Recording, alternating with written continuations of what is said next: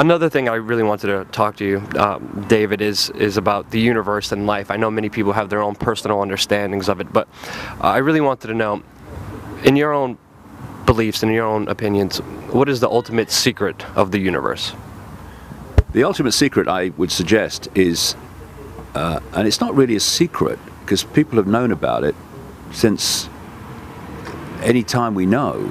It's just that in the mainstream, that secret is a secret because it's suppressed from the population, because the liberation that the knowledge of that secret gives you in terms of power and perception of self and reality is so powerful that a population with any number of people, really, any sizable number of people in that awareness of this secret would never ever be able to be controlled by a few as people are today. And that secret is that we are, what are we? We are infinite awareness. People say, well, what are we? They look for form, they look for bodies, they look for this, they look for that. No, no. Just imagine awareness. Just awareness. And this awareness is infinite, and this awareness interpenetrates everything. Whether it's a tree, a blade of grass, anything, that awareness is there. The question is, what scale of awareness are you accessing? And that comes from our, what I would suggest is our point, the point of attention of that awareness. What I mean by that is I'm infinite awareness. All that is, has been, and ever can be. All possibility. You know, people say, what do you mean all that is, has been, ever can be? You can't, you can, because what am I saying? I'm saying all possibility. And all possibility must be something that is and isn't, something that is everywhere and nowhere, something that is everything that has been, is, and can be. That's what all possibility is. So we are all possibility awareness. Point is, where is the attention of that awareness at any point? And what the body does, the lens of the body, is it focuses our attention into a tiny, tiny range of frequency that science calls visible light, which is so tiny it's almost infinitesimal. It's laughable. I mean, humans are blind compared with what even mainstream science says exists beyond the visible range. And so that's our point of attention. But you can be in the body, in the world, in terms of your perception through the five senses. And you can also be beyond the world, because your point of attention, while it is locked into the five senses, and should be, because that's what we're experiencing here. Try experiencing this world without the five senses. Not, you know, big challenge, have a go. But you then expand your awareness. So it's not just that. It's actually the understanding that you are infinite awareness. That means you're in the world and interacting with it. And what the body does, see, our awareness, in its pure sense, I couldn't do that, because that would be on a totally different frequency to my infinite awareness in its pure sense.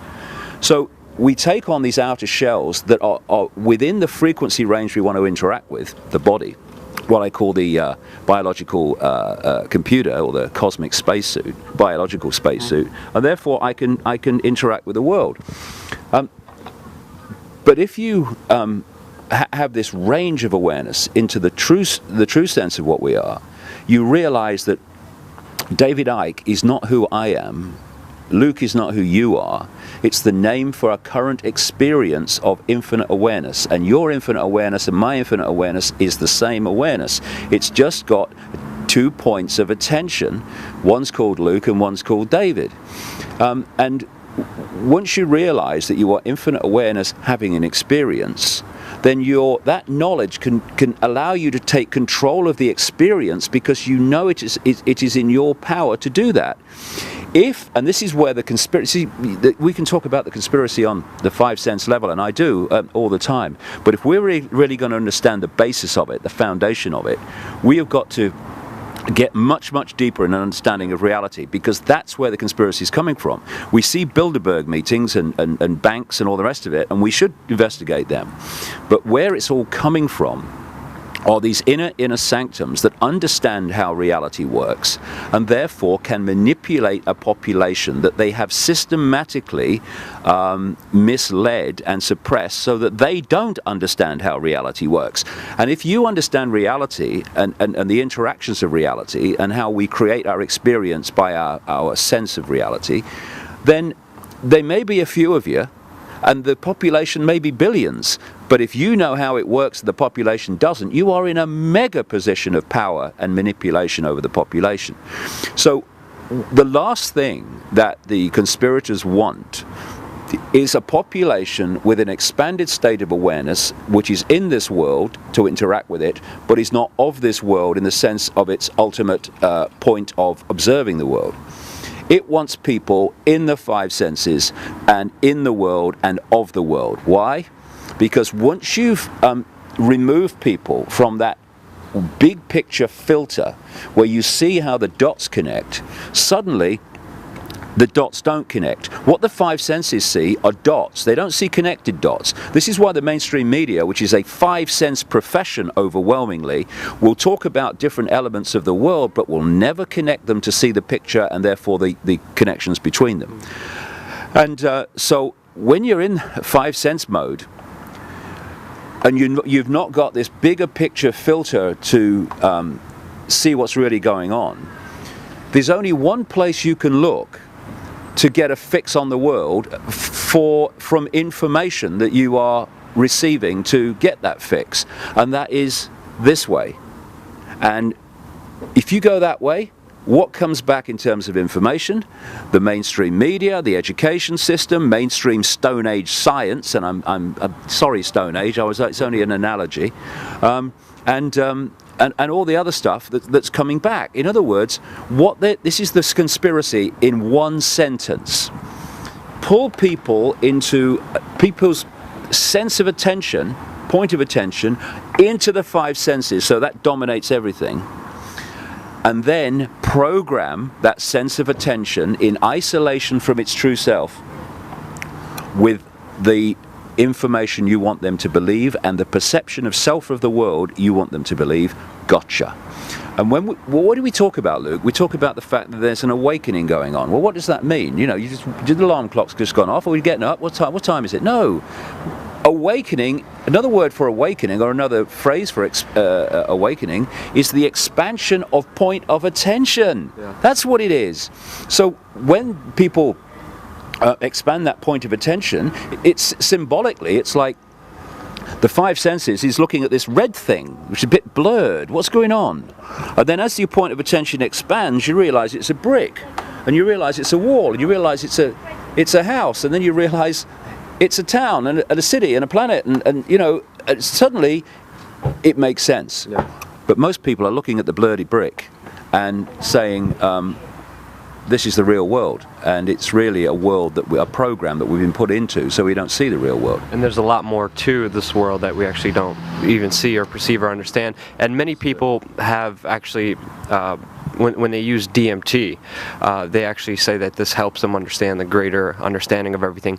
We were talking about DMT last night, and we talked how we had very similar experiences when we were on it. Can you tell us about your experiences and what you took out of DMT? Well, I took it in the form of ayahuasca. I only took it twice in about 3 days in Brazil in 2003. I've not touched it since, and I don't feel the need to. But the experience I had was massive. And for me, people say, it took me somewhere. I don't think it takes us anywhere. I think it takes us to where we already are. And if we're in a really deeply negative state, you can take this stuff and have a real, what they used to call in the 60s, a bad trip. Or if you're in another state, you can have a wonderful experience. Yeah. My experience was just unforgettable. I mean, I had a voice, a woman's voice, which is, what is a woman's voice? Oh, it's just it's a woman talking to me. No, it's a frequency. It is an information field of a certain frequency, and certain frequencies you decode as female and certain frequencies you decode as male.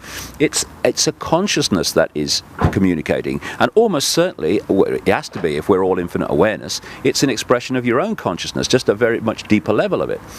And for 5 hours, it talked to me about the illusory nature of reality.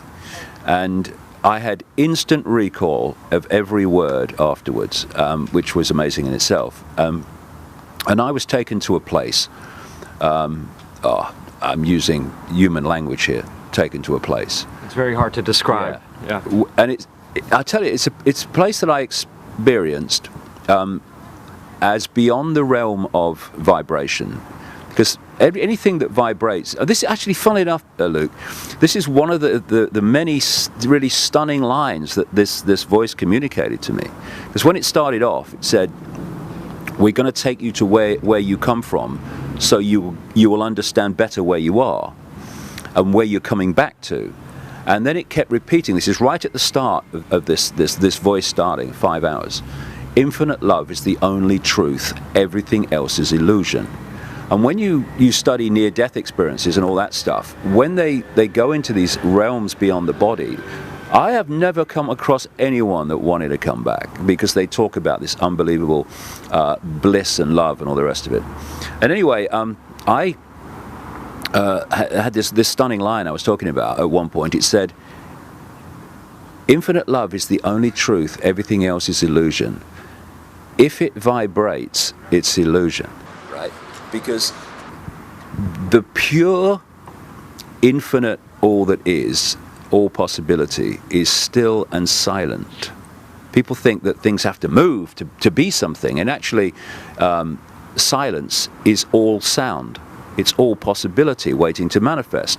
So if I'm talking now, I have picked out of that infinite possibility of sound, I have picked out the words that I am talking. And when I stop, apart from the traffic, it's gone back into silence.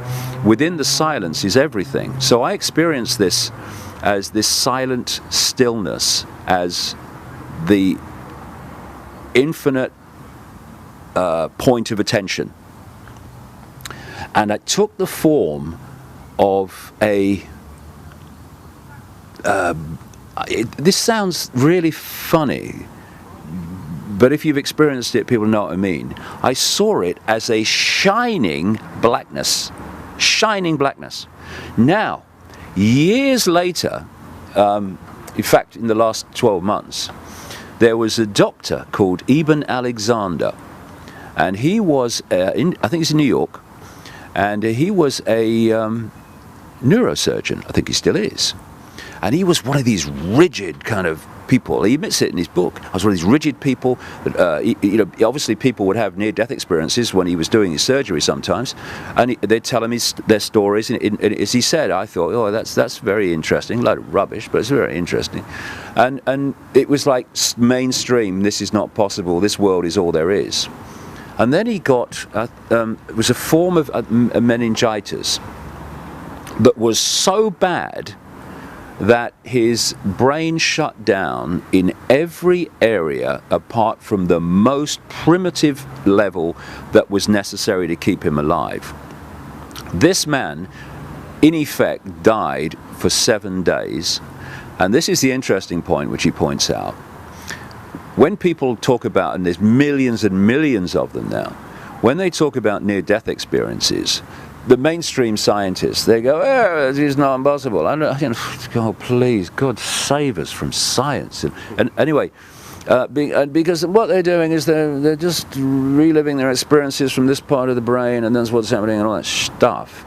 Well, that part of the brain, in his case, completely shut down. It was inactive, so it ain't coming from there. And he came back. He should not have lived. That was a virtual impossibility for him to live. It was certainly almost absolutely impossible for him, if he did live, to be anything more than a vegetative state.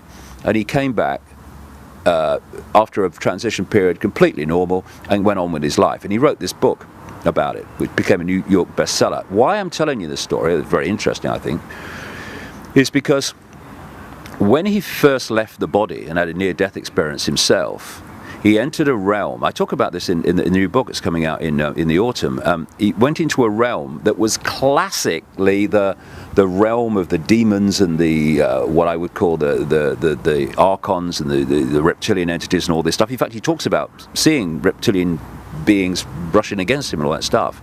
And then a light came down, and he was taken out, what he called through the gate, into this amazing, blissful place, and on and on and on, until, this is where I'm coming round to, he said he was taken to experience the ultimate, the source. And you know what he calls it? The dazzling darkness. Wow. Exactly what I experienced. Yeah. And the dazzling darkness is mesmerizing, because it is all that is, has been, and ever can be. And then we pull that all potential, all possibility, all potential into worlds of certain expressions of that potential, and this is one of them. And so that experience with the ayahuasca, DMT, was massively important for me, because what I did then, you know, what I do when I research, I don't just take one thing and then say, well, that's all right then. I came back to England and I looked at the mainstream science in all the different areas to see if I could confirm that what was being said was true. Everything checked out, the whole bloody thing. And once you've got this point where you realize it's an illusion, you can still interact with the illusion and live in the illusion, but you know it's an illusion, and illusions only control you when you think they're real. This is why it's important to understand the nature of what we're in, because if we think this is solid and all the rest of it, what does solid say immediately? Limitation, can't be done. And yet it's just a holographic projection of infinite possibility, which is totally malleable and can be changed any time. It's fascinating, it's amazing, because just so people know, DMT is a natural reoccurring chemical in your brain. It comes out a little bit when you dream, but when you pass away, it's just flooded in your brain, and you could actually take it in the physical form and actually see what happens. I had the very similar experience, just blinding darkness, and then a lady telling me the same thing, that love is the ultimate answer, love is the ultimate solution. It sounds crazy, it sounds insane, but there's a lot more to everything than we actually know. Yeah, though this is an interesting point, because when you look at people in so-called history, way back, take Leonardo da Vinci, and another guy followed him in Italy very soon afterwards, just a couple of decades or so, called Giordano Bruno. Da Vinci is remembered by most people as the painter of the Mona Lisa. The man was an absolute technological genius. I mean, I've seen documentaries about him, and he was 500 years ago, where they found his notebooks. Interestingly, one of the biggest collections of Da Vinci's drawings and stuff is at Windsor Castle, and one of his notebooks is owned by Bill Gates. I mean, these people know, you know, about a lot of this stuff, so they just keep it from us. And this documentary took drawings and technical text which he wrote in these notebooks, and they tried to make it, and it worked. Sikorsky, with the development of the helicopters, said that he studied Da Vinci's work on that form of flight, because Da Vinci was obsessed with flying. And the first kind of armored tank type vehicle he drew and designed 500 years ago. An interesting thing too, in those days there was no copyright, so there was a fundamental flaw in every single thing that was in that notebook. Everything he designed, what he'd done is take one part of it and turn it over the opposite way. So if anyone found the notebook, they wouldn't be able to build it. It wouldn't work. But he knew that. Why I'm telling you this story, and why I'm going on to talk about briefly Giordano Bruno, who was burned at the stake by the Roman Inquisition in 1600 for the crime of saying there are multiple worlds and supporting things like the earth goes round the sun and, you know, all the rest of it. These people, when you read their stuff, were so far advanced of their era, and what people say about them, even today, like Da Vinci, is he was hundreds of years ahead of his time. He wasn't. He was beyond time, right? This is the key to understanding this stuff. We are within this frequency range I'm talking about with within the five senses, and most people are held in that frequency range. That frequency range is a range of energy, which means a range of information. If you can expand your mind and go beyond that into those upper realms, you're going into another level of information, inspiration, insight, and understanding. Now, we think of a linear Stone Age through Middle Age, through Victorian Age into Modern Age, and we see that progression. This level of awareness, but that's just a sequence of events within this tiny frequency range. That level of awareness is always there. It has always been there. In the Stone Age, if anyone could have expanded their mind, they could have got into that level of insight. And all the people like Da Vinci are doing, and Bruno were doing, is in their era when most people were so suppressed, not least in those days because religion was absolutely squeezing people's sense of perception, they were going into these realms where this knowledge existed. And when they bring it from the unseen into the seen, they're caught ahead of their time, and all they do is accessing the library. So when you talk about, you know, a female voice saying everything is love, and I talk about a female voice saying everything is love, and I see this sparkling darkness, and you see this sparkling darkness, and Ibn Alexander, the doctor, sees the dazzling darkness, all you're doing is expanding your mind and going into that level of reality where you can experience these things and get the insight from them. It is so simple. But the worst nightmare of the conspiracy is having people go in there because they see the bloody conspiracy. So you've got to keep them here, and that's what it's all about. That's what microchipping's about. That's what transhumanism is all about. It's about fusing microchips and fusing technology with the body to stop it being its true design, which is to be a vehicle for the body to experience this reality, but also allowing consciousness to expand beyond. They want to stop the second bit. That's what the microchip's about, really. I mean, many other things, but certainly that. Fascinating stuff. I know we were only supposed to do 5 minutes. I think we went way over that. 5 minutes with me. I've got verbal diarrhea. Amazing stuff. I just want to thank you so much for everything, David. DavidIcke.com. Check out the website, and just fascinating. Appreciate it. He's on it.